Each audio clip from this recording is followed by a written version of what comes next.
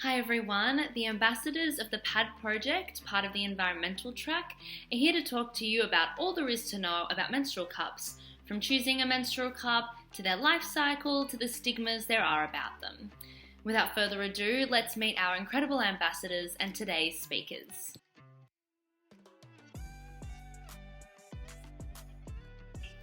A menstrual cup is a small, bell-shaped cup that a person can insert into their vagina to collect menstrual blood during a period.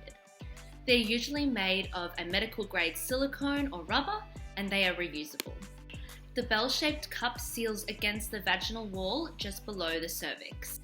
Unlike tampons and menstrual pads, the cup collects menstrual fluid rather than absorbing it. Because of this, menstrual cups are less likely to cause irritation and vaginal dryness. Incorrect placement or inadequate cup fit can cause some menstruators to experience leakage. Your age, length of cervix, whether or not you have a heavy flow, firmness and flexibility of the cup, cup capacity, strength of your pelvic floor muscles, and if you've given birth vaginally are all important factors to consider when choosing your cup. Most companies recommend smaller cups for teenagers and larger cups for menstruators over 30 or who have given birth vaginally. That being said, these recommendations will not work for everyone, and it's best to choose a cup based on your own individual needs. The first thing to consider is the capacity of the menstrual cup. The one you need will depend on how heavy your flow is. The average menstrual cup holds around 20 milliliters. Some cups are designed to be larger and hold 37 to 51 milliliters.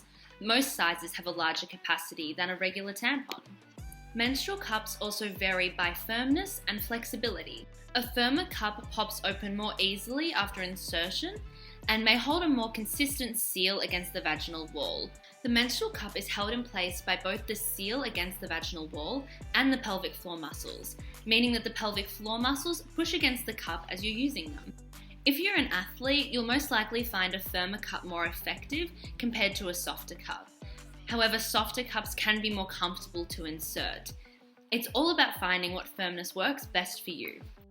Menstrual cups also come in many different lengths, varying from 30 to 80 millimeters. It's really important to find the right length since this will affect the comfort and the effectiveness of your cup. The length of your menstrual cup is based on how high your cervix is. To figure out the height of your cervix, insert a clean finger in your vagina during your period. Keep inserting until you can feel the cervix. It should feel circular and squishy, like the tip of your nose. Take your finger out and use a ruler to measure how much of your finger could fit inside your vagina before reaching the cervix. And this is the length you will want your menstrual cup to be. Keep in mind that the position of your cervix can change throughout your cycle, and even when you're not on your period, so you'll want to check your cervix height on both the first and last day of your period. Some menstruators own several cups with varying lengths, and this gives you the flexibility to choose different cups depending on how high your cervix is in any given point of your cycle. How do I insert a menstrual cup? There are two main parts of a menstrual cup, the cup and a thin stem at the bottom. The stem helps you find the cup as you're taking it out. Some people might find the length of the stem uncomfortable, so they will trim it to meet their needs. Before using a cup for the first time, it is important to read the directions on the packaging carefully and wash or sterilize it accordingly. Wash your hands with soap and water before inserting or removing your cup.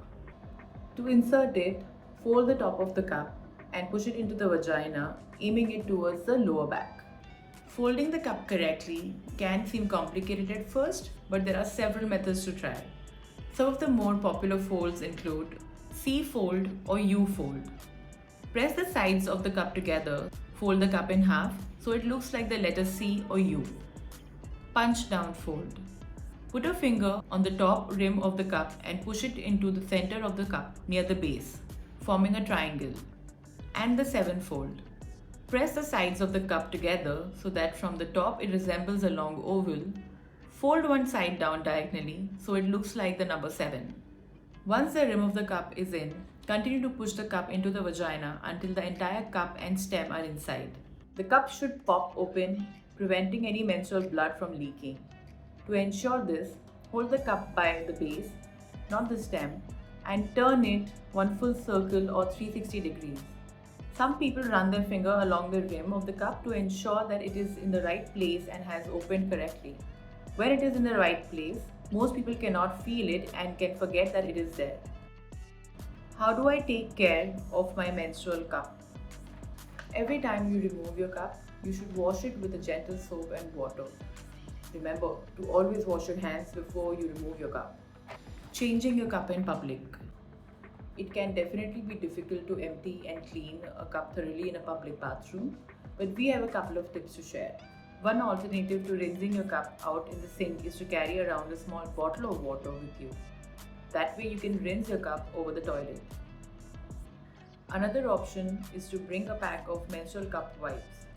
Make sure these are specifically designed for menstrual cups. Many cleansing wipes are made with fragrances that can irritate the vagina, so menstrual cup wipes are your best bet. Just empty your cup, wipe and reinsert.